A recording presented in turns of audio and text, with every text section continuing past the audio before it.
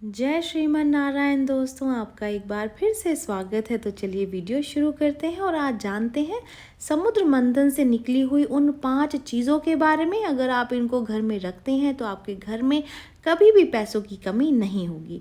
समुद्र मंथन से 14 बहुमूल्य रत्न निकले थे। ऐसा कहा जाता है कि इन रत्नों के स्वरूपों को अगर आप घर में लाकर रख लेते हैं तो स्वर्ग की तरह घर में भी धन, ऐश्वर्य और वैभव की कभी भी कमी नहीं होगी। आइए जानते हैं उन्हीं चीज़ों के बारे में। विष्णु पुराण के अनुसार एक बार महर्षि दुर्वासा के श्राप से स्वर्ग में धन, ऐश्वर्य और वैभव खत्म हो गया था। इस समस्या के समाधान के लिए सभी देवी देवता भगवान विष्णु के पास पहुंचे थे। तब विष्णु जी ने देवों और असुरों के बीच में समुद्र मंथन कराने का उपाय बताया था। इसके बाद समुद्र मंथन से 14 बहुमूल्य रत्न निकले थे। ऐसा कहा जाता है कि इन रत्नों के स्वरूपों को अगर आप घर में लाकर रख लें तो स्वर्ग की तरह घर में भी धन, ऐश्वर्य और वैभव की कभी भी कमी नहीं होगी। तो चलिए जान लेते हैं ऐसे ही 5 रत्नों के बारे में जिनको कि आप घर में रख सकते हैं। जो लोग वीडियो देख रहे हैं वीडियो को लाइक कर दीजिए, चैनल को सब्सक्राइब कर दें, नोटिफिकेशन बेल को दबाना बिल्कुल भी ना भूलें क्योंकि यहाँ पर इस तरीके की वीडियोस मिलती रहती हैं। तो उनमें सबसे पहला जो बहुमूल्य रत्न था वो था ऐरावत हाथी। देखिए, हाथियों में श्रेष्ठ ऐरावत हाथी समुद्र मंथन से निकला था।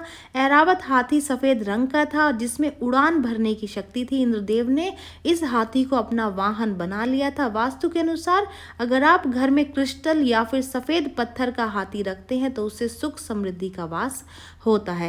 दूसरा बहुमूल्य रत्न है 5 जन्य शंख।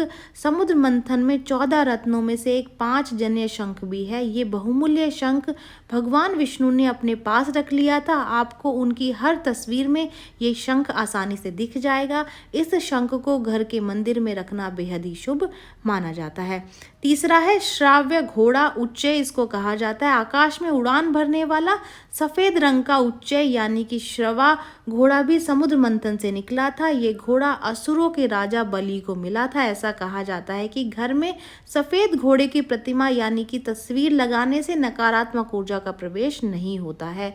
चौथा है परिजात के फूल। हिंदू धर्म में परिजात के वृक्ष का विशेष महत्व बताया गया है। क्या आप जानते हैं कि परिजात का जो वृक्ष है वो भी समुद्र मंथन से ही बाहर निकला था।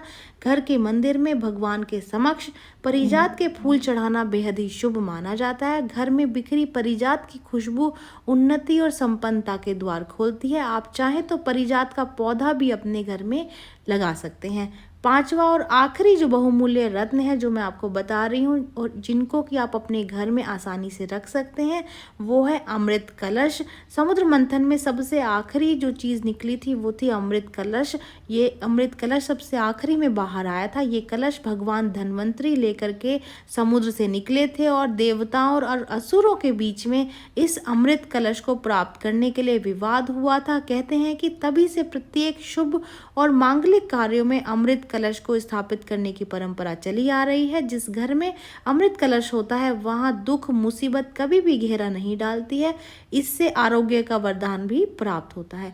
ये जानकारी यहीं तक ही। उम्मीद है दी गई जानकारी आपके काम आएगी और आप इसका लाभ उठाएंगे और अब आप भी इन 14 बहुमूल्य रत्नों में से ये 5 रत्न आप अपने घर में ज़रूर से शामिल करेंगे। तो चलिए मिलते हैं नई वीडियो में नई जानकारी के साथ। जय श्रीमन नारायण दोस्तों।